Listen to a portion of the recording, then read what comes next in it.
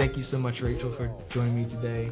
Super excited to chat about, your journey building, a software product in the impact space, which, I know has its challenges and ups and downs. And you've kind of been on an excellent journey and kind of want to get into all the details of what you learned from that. But let's kind of start at the beginning of your origins of how Millie got started and just take us through that journey and that ideation process of why you even wanted to start it. Sure. First of all, Grant, thanks so much for having me. I've been a huge Cause Artist fan from the get-go, so I just feel very excited to be here.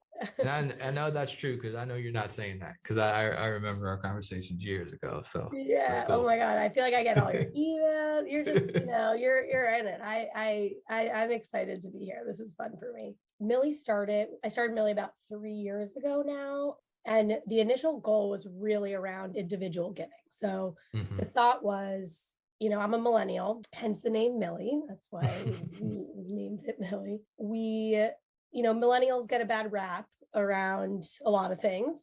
So we wanted to name it something, we wanted to do something positive that was named around millennial. And we really wanted to see if we could help this generation of givers give back more thoughtfully and strategically, because until that point, millennials in general give mostly on social or via friends and run walk rides. And we're very reactive givers as opposed to prior generations, which are, a little bit more strategic with their giving. And there's a whole lot of reasons for that. I would say most of it is because of social media, and that's often prompts to give. So that's kind of how we started, was how do we help young people give more strategically and thoughtfully? And we ended up getting really into this idea around donor advised funds, which are basically these giving accounts that have existed for about 100 years. So it's a financial account, kind of like a bank account, but for giving, where you put money in or anything, assets, whatever you want. And then you get that tax deductible receipt up front, and then you can give it out over time. And they're super powerful. It's really cool. Yeah. It feels like they're not as well known as I think they should be. Totally. I'm obsessed with donor advised funds. They're like the coolest things. I didn't know anything about them. And then when I started Millie, one of the first things I decided to do was, okay, let me go to people who I know who are super strategic around giving. And those people were very kind of like well-off folks. And they were like, oh, I do it all out of my donor advised fund and I manage it there and all this stuff. And I was like, wait, what is this thing that you keep mentioning? And everyone referenced their donor advised funds, and that's how they managed it and became strategic. Is once they opened up a donor advised fund and they committed money up front, then that's when they became super strategic. So I was like, oh, this is really cool. There's something here. And at the time, donor advised funds were extremely expensive to open up. So you needed to have an initial donation of anywhere between $5,000 and $25,000 to open one up. So that was totally not even close to the average, millennial giving of $700 or whatever it was at the time. So, it really didn't make sense for this generation. And, the biggest ones were Fidelity Charitable and a few others, but we ended up deciding, let's build a donor advised fund that had no minimums, right? You could open one up with $20, with $100, with however much you wanted. You didn't need $10,000 to kick one off.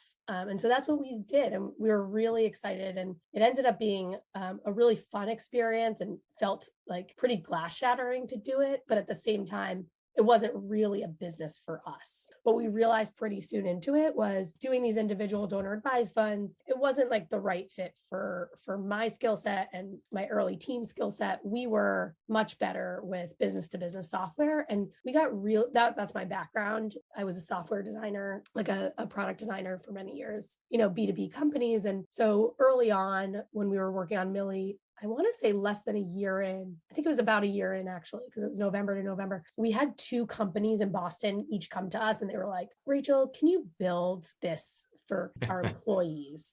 And we were like, what do you mean? They're like, oh, match software and this and that. I'm like, isn't there that software out there? Like, I wanted to do something glass shattering, right? I was like, let's build donor advised funds for everyone. And they were like, no, but they're really expensive and they won't take us on because we're too small of a business. And some of these companies were like thousands of people. And I was like, what do you mean you're too small of a business? Right. And they're like, yeah, they're really only for enterprise companies. And so that's when we were like, wait a second, this is crazy. Like, there's software out there and that they're not offering this amazing service, being able to match donations. They're basically stopping more giving from happening by not allowing smaller and mid-sized businesses to join. So that really became our mission about 2 years ago. And we were like, we gotta allow for companies of all sizes to start social impact programs at their companies, right? To start these corporate social impact programs, whether it be match or volunteering or grant making or any sort of like give back oriented programs. We wanted to help them facilitate that with software. We got very lucky with our timing and in some ways unlucky, but we ended up building the platform, and our first pilot was supposed to launch April 1st of 2020.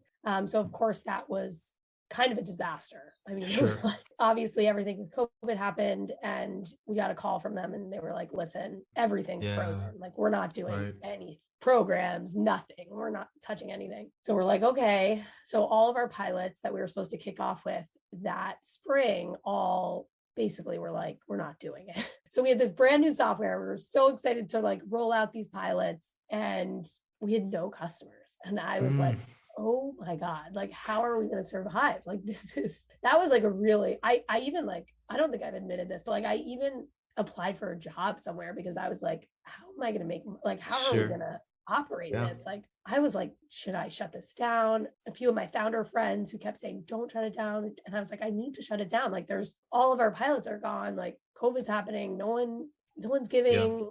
Everything's frozen. Individuals were definitely giving. And we didn't know this at the time. Companies were giving, but it wasn't necessarily the smaller and medium-sized companies. And we weren't yet public about it, right? It was like only the few pilots that we had signed with that knew we were even doing this. We didn't post it on our website or anything like that. So I think it took me a while to realize that like companies were actually looking for this at the time as the pandemic was starting. And so during those first few months, I was like totally lost. And then everything happened with Black Lives Matter, and companies started to make these commitments around giving. And that's when I was like, okay, companies are making these outward commitments around giving. Like, I probably should have shut down this company. And that's when we really saw an uptick of companies come to us. And we didn't even at that time, we didn't have it on our website yet. We were really stealth, not on purpose, just because we didn't have resources. And so we officially announced the launch of the platform in November of that year. So it hasn't even been that long. It's been about a year, and not even a year and a half at this point. And we've just seen some amazing growth.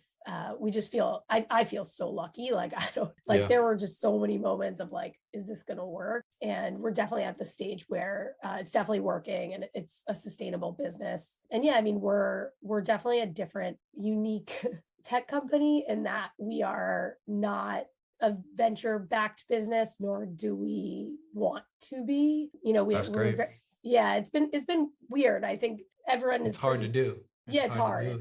Yeah. I mean, that's why, but also makes it, there's challenges, right? Like when a pandemic hits, we don't have an arsenal of money to just fall back on, you know? And so that became much more challenging, but I love it. Like I just am enjoying it so much. I think originally I thought we would go that path, and I just became honestly, I like couldn't sleep for months when I was like, you know, in the throes of like figuring out going out to raise. And I didn't know why I was so stressed, because it wasn't like the going out to raise that scared me. It was the actually making that choice for the business. And so once I realized that that's what was making me have sleepless nights, I was like, wait a second, I don't know if I need to do this, right? Like, I always assumed I needed to go the venture path because all the startups I had been at prior were all venture-backed businesses, but maybe that's not for me, right? And it took me some time to realize, and I spoke to a handful of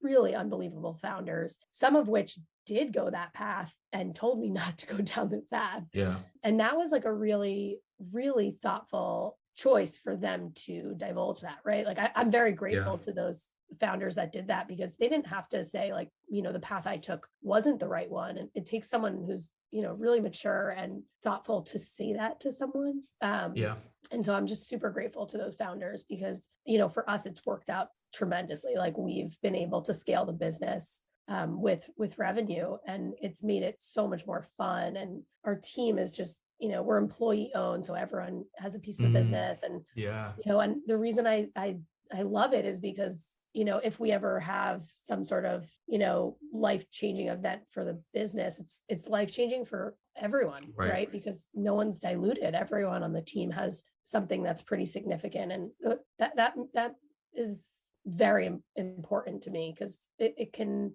I've been at all these venture-backed businesses before that, and it's not really life-changing for anyone but the founders. And I didn't want that to be the case at Millie. So yeah, it's a great place to be in if you can be in that place. I think you tend to have much more of a long-term approach. You're not, oh, we have to grow in 3 to 5 years, so we can exit or raise another round to keep. Like sometimes scale, quickly and going that sort of venture route where you just keep growing above all else by any means necessary. Like that's just sometimes just not necessary if you don't have to do it, because then maybe you can't be employee owned, right? You can't move how you want to move. You can't take your time building out features or maybe really concentrating on your core product for a longer time than you would if you were backed by venture. And you always got to move and build products every sort of quarter. You have to release something new, and your focus becomes ironically less on like building a long-term viable product and more about building toward acquisition, right? Which is really quite different. Absolutely. I want to go back to when you first talked to that company that was had hundreds of employees or thousands of employees. Were you at that time, was that the catalyst to actually go build a software route?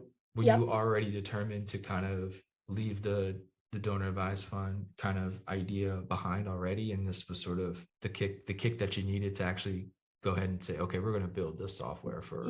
It happened because there were 2 conversations we had with founders or CEO and the founder of 2 different companies in the same week that said that. So it was like the first one said it and I was like, oh, that's interesting, I should look into it. So I did, and it was interesting, but I wasn't like ready to make the jump until I had another conversation that same week, like again, this is like the part of business that feels like such luck, right? I mean, had it not been that same week, I might not have taken that as a sign, and it was like, wow, 2 people in the same week are telling me about this. Like, I should really take this seriously, and because people tell you everything. When you're a founder, I'm sure you know this. Like, people are like, your business should be this, and your business, you should do this. And like, you just have to kind of filter it all down to what you think you should really do. And sometimes that's hard, right? You don't know who to listen to. And sometimes, in the early days, you're kind of pulled in a lot of directions, but this really felt like, wow, 2 companies are asking about this in the same week. Like, I should take this seriously. That's great. And so let's dive into a little bit of what the Millie product is now. And you want to kind of go through a little bit of the foundations of the product, and then maybe go into some sub features. Like what is this? I guess when you approach businesses, or as they approach you, I guess what's their biggest need, right? What does Millie provide for them from like day one? Great question. Yeah. So the biggest, like, I would say underlying like need behind everything that you run on Millie is really around your engaging your employees. So yes, you want to give back as a company. Yes, you want to do good. Those are all really important things. But layering that on with building this connection, this deep connection between your employees and you as a company, and even amongst your employees, is really, really powerful. And I think especially nowadays when people are remote and hybrid and far apart from each other and feel disconnected, and people are searching for meaning in their jobs, and we're just seeing, the Great Resignation, and there's just a lot around meaning in the workplace that companies, people teams, HR teams are searching for. And so that's why we've really experienced exponential growth, is because people are trying to solve for this employee engagement question, which has only become a really like foreign question to folks in the last 2 years, right? We now are in a pandemic. Companies are remote that had never been remote. People are dealing with things in ways we haven't seen. People are leaving their jobs in ways we haven't seen. And so that's really what we solve for, right? We help you create that very deep connection with your employee by doing good. Because the employees that want to do good and want you to give back as a company will feel extremely connected to you if you do that with them. Not all of your employees care about giving back, but many of them do. And those that do it will be so powerful, way more powerful than giving them a gym membership. But to be able to say, here's $1,000 that I want you to give to the nonprofit that you love. That's way more powerful than the beer that you can have in your office space, right? Like there's just something about what we're doing that for many people impacts them and connects them with their employer in a way that we've never seen before. And so that's why I think we're seeing a lot of success, is because there is this deep need and the tool really does help with that need. So for example, I would say, just to give people a sense of like the types of programs that you can run on Millie. So you can run a match program. So for every, dollar that someone gives, you match X dollars, and you can put employee caps around that and company-wide caps around it so that you can stay within budget. You can run a volunteer program, right? So that can be a one-time program, a recurring program, a week-long program, as many programs as you want. You can run a gift program. So instead of sending someone swag, you can send them an $100 charitable gift card, when someone in their family passes away, or you can, something that feels much more meaningful. And so we're seeing that become hugely popular, the gifting. And so that's great. And then grants, which is direct donations from companies, which are also, again, more and more, we're seeing companies make those commitments. Lastly, or I guess there's two more pieces to Millie. One is groups. So essentially, we see a lot of giving and volunteering happening around employee resource groups and affinity groups at companies. And so we built a whole groups tool. So each group could actually manage all of their giving campaigns or volunteer programs or whatever they're working on, which has become hugely popular and really successful. It's a really great way to extend the reach of your programs internally. And then lastly, the most fun part, which I'm sure we'll get into, is this new tool that we just launched called Giving Madness. And so that's a really fun gamified giving tool that allows companies to give back with the rest of their team in a fun and engaging event, like a digital event. Let's dive into the Giving Madness. Cool. In a second. I want to ask one more thing before that is, so from an employee standpoint, the employee gets to choose. Let's say look, they log in, they're in the back end of Millie. They can choose who they want to give to, right? Is it curated by the company or? Yeah, great question. So there are a lot of nonprofits on Millie. There's about 1.7 million. In a few months, there's going to be about 8 million, because there'll be all the international not NGOs as well. And so the companies get to choose who they want to match towards, but employees can give wherever they want. Gotcha. So companies can set guidelines around it. We don't match towards religious causes, let's say, for example. And so an employee can still give there on Millie and use it as their donor advised fund, but they won't get that match dollar to that organization. Gotcha. But then companies can also run campaigns, which are very successful. So they can say, we're raising $5,000 for this cause area, and here's 6 nonprofits that you can donate to, and here's 3 volunteer events. And then we track that. And we also integrate with Slack, which is amazing. So all this activity that you're doing on Millie pulls directly into Slack.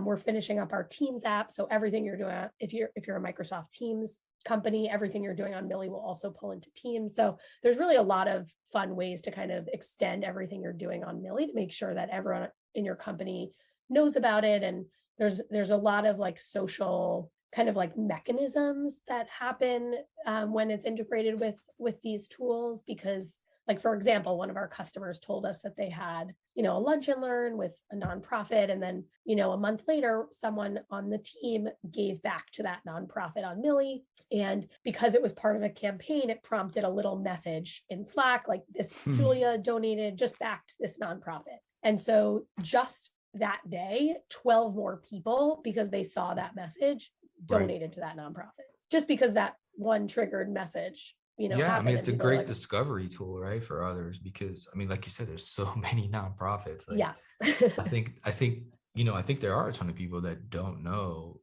about a lot of different really interesting nonprofits doing really cool things, because we think of a local homeless shelter or a local pet shelter, a domestic violence center or something like that, some of these really kind of core issues that communities deal with. But then there's also amazing tech nonprofits, or amazing nonprofits around travel, or there's just or media even. There's just so many dynamic nonprofits out there that I think what's cool about this is you kind of get to discover new ones as well, right? That you never thought, even knew existed. And you're like, oh, yeah. wow, this is great.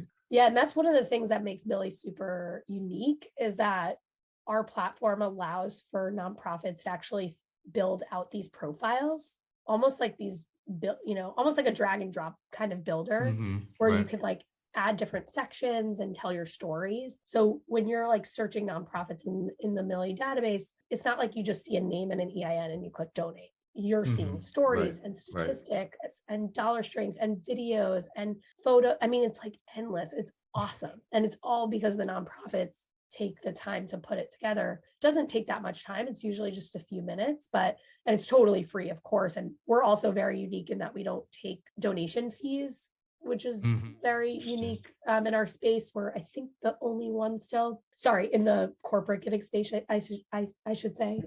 Obviously, credit cards take their fees, but outside of that, like, we don't take any volume fees. And I think that also allows for nonprofits to feel super comfortable to come on the platform, like, tell your story, and you will see some unbelievable giving happening. And yeah, I think in terms of discovery, like, the platform is amazing for discovery. And I think Giving Madness is another, what we're seeing. We didn't realize it would end up becoming a discovery tool, but super powerful in terms of really exposing people to new nonprofits that they'd never heard of. Let's explain more, because this is my favorite time of the year. So anytime I see any bracket I can get involved in, like, I'm just on it. But like, explain. Yeah. Okay. So let me talk about Giving Madness, because it's pretty wild, and I probably have to explain it so that people have a clue what I'm talking about. So Giving Madness is, imagine March Madness meets giving. So a company, basically what they would do is they would fill out a bracket. So they would put 16 nonprofits into the bracket, and then they would put a whole pool of money behind the bracket. So let's say they wanted to give $20,000 or $50,000. They'll put that money towards the bracket, and then they'll invite their employees to vote nonprofits through the bracket. All the nonprofits win something from that pool, but proportional to where they land, they'll win a larger chunk. So that's interesting. It's very cool. Everybody gets a little something. Yep, everybody gets something. All nonprofits that are in these brackets get something, and then the ones that are, the further you move along the bracket, the more money the nonprofit will end up getting. And what's great about it is there's just such unbelievable engagement and unbelievable exposure. And the companies choose the 16? Yeah. So the companies choose the 16 to start. Usually that'll be sourced by their employees, or they have certain partners that they want to add. So they'll put those in.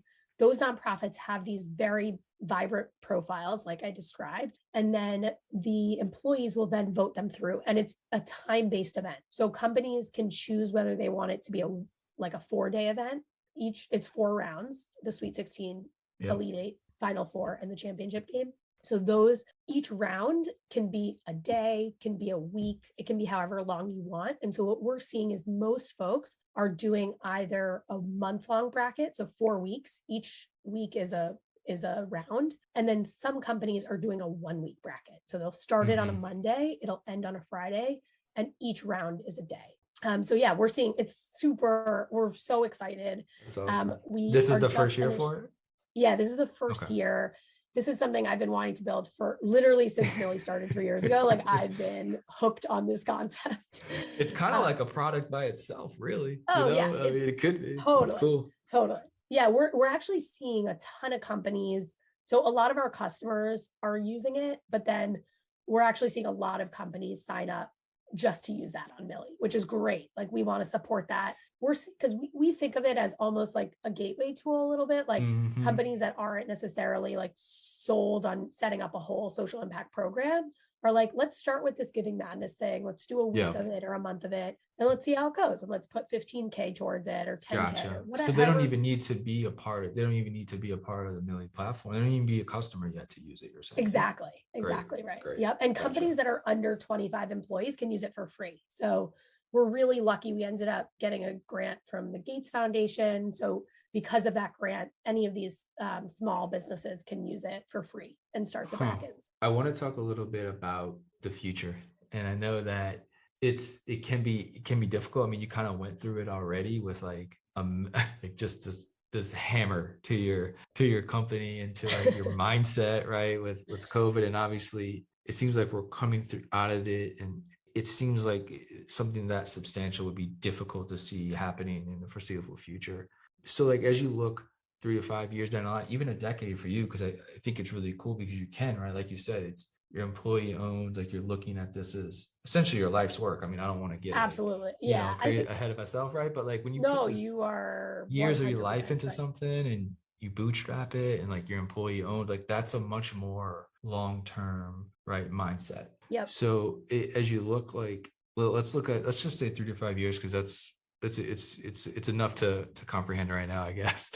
What does success look like, you know, for you and for the team when you talk about that in meetings and stuff? Like what does success mean, and what does it look like? Yeah. So I think for us, the way I think about looking back on Millie, like 5 years down the road or 10 years, whatever it is, if I can look back and say that we helped small mid-market businesses create these impact programs in a way that they had never had access to before, right, I will be so excited. Like I want that in 10 years from now, every company has an impact program, right? It doesn't matter if you're 20 people or 2,000 or 200,000, right? Like we've until now only seen those companies that are 50,000 employees or more start the, have these programs. Sorry, maybe not quite that big, maybe 20,000 employees or more, have these programs. And what we're seeing now is that companies, even if you're 1,000 people or 500 people, most businesses in the US are that smaller size. Yeah, for sure. And we want to support them in starting these programs, right? Like you can be 50 people and have an amazing impact. We're seeing that now. Like some of our customers that are really small give out hundreds of thousands of dollars. It's crazy. And they're tiny. And it's like, wow, how were we not giving people this access to software to orchestrate these programs until now? And for me, I think if we can help inspire companies of all sizes to start these programs and show them that this is actually unbelievable for your bottom line, right? Like if you give back with your employees, you will feel it immensely because your employees will feel more connected to you. They will stay longer.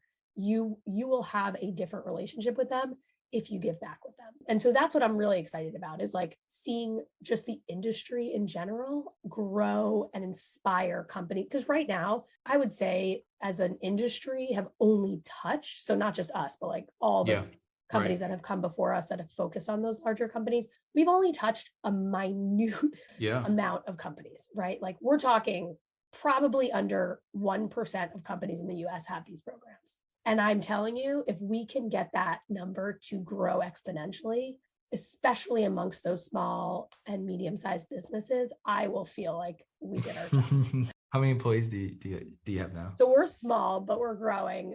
I think all in, like with all the people that kind of help us out here and there, we're probably 10.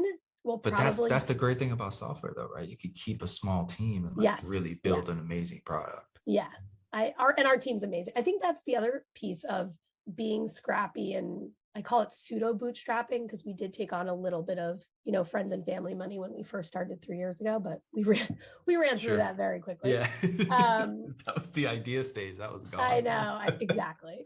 I call it pseudo bootstrapping, but I don't know what the term is for it. It's like you realize you want to bootstrap, but you're like a bunch of months in and you already took a little bit of money. So being that kind of company has allowed us to be so picky when hiring.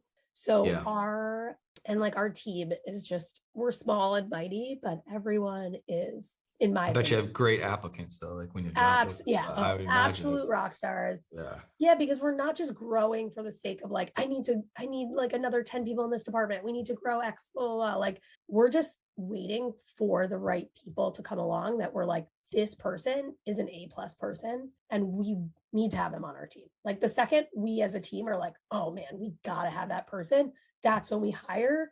We don't which is good and bad. We don't necessarily hire when we're like, okay, we need to hire, someone in customer support, like bring in the applicants, let's pick one and be done, right? Like we wait for the perfect person, which has ended up being amazing for us because we've been able to have this rock star team of people that just perform really, really high. But also, it can be hard because we take a lot longer to make a decision and fill a gap. So it has its pluses and minuses, but I do feel like very lucky that we get to hire in that way because it allows for our team, to be much more focused on who these people are and being thoughtful about the addition of a team member versus just like growth for the sake of like hitting some number that some investor put out there.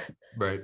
Long form end here on a bit about your sort of skill set before you decided to like become a founder, right? And start something, because I think it's been really important from just building on a product that you understood how a lot of this stuff worked from your background, right?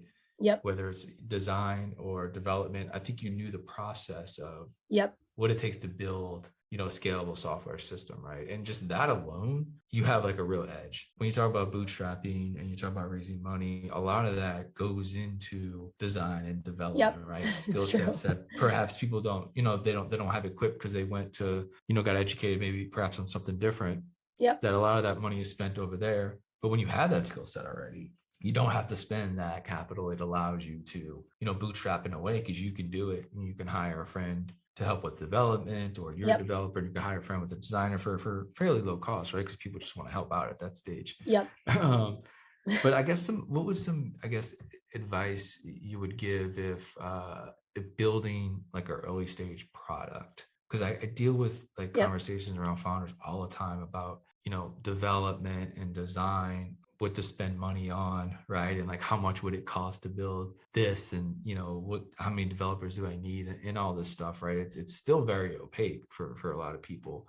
I guess what type of advice you would give, let's say non-technical sort of founders, right? Coming into the space, wanting to build something for their niche, right? That they have a lot of confidence that it'll work and they know the industry, but they kind of don't know how the platform side of things, and how to build it. Building technology is both extremely easy in 2022 and also extremely difficult.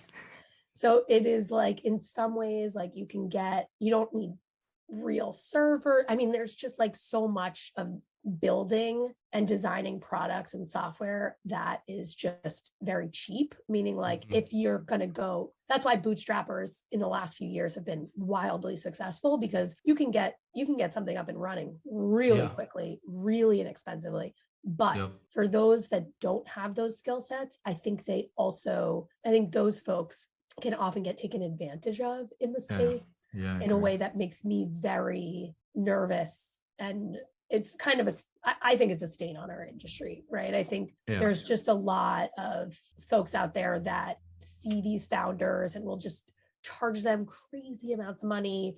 And sometimes founders are a little too early to go to some of these, whatever you're going to, whether it be experts or even just dev team, whatever it is. And so I just caution folks when you're going out and starting to think about building and designing and all that, just to be cautious about how to spend and where to spend. And I always say, like, don't try to build it all. I know that's like, probably everyone tells you that, but even look at us, like we pivoted.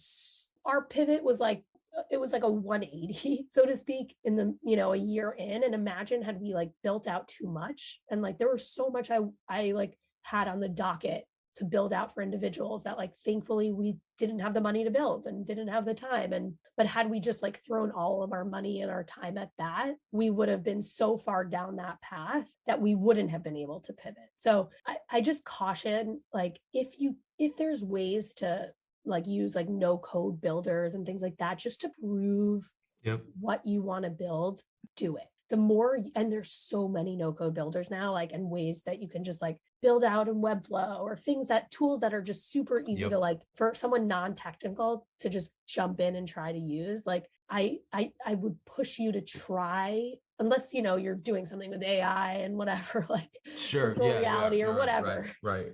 Like, which you're probably, very few of you are probably doing, right? But like for those of you that are doing something that you might not think is basic, but from a technology perspective is basic, I urge you to try to think about ways to do it yourself in a hacky way, right? Like be hacky at the beginning. We were, right? Like build it in the most weird, flexible way that you can do it, that's cheap, where you can just prove that is a true business, right? And I think, very few people are right on their first shot. And so that's why I think if you spend too much and are all in on one idea at the beginning and hire a dev team and do all that, and you realize like halfway through, like, wait, actually, I should have gone this path, it's going to be too late. And so that's why I really think it's important to try to build it in, obviously it depends on the product, but there is a lot you can do with these no-code builders now, and tools, and even just like hooking up spreadsheets to Zapier, to this, to that. Like there's